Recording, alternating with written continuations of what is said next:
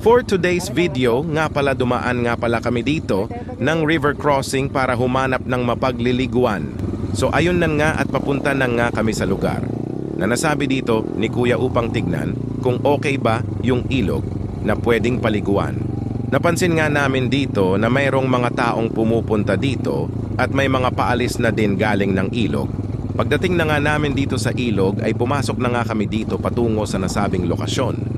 So ayun na nga at dumiretso na nga kami dito patungo sa ilog.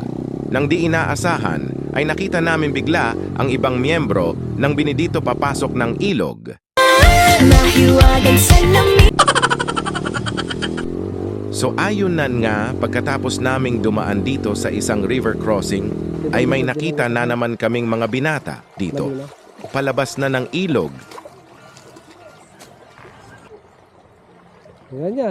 Bali hinihintay ko pala dito si Boss Sukoy dahil namatay ang kanyang gamit na motor dito.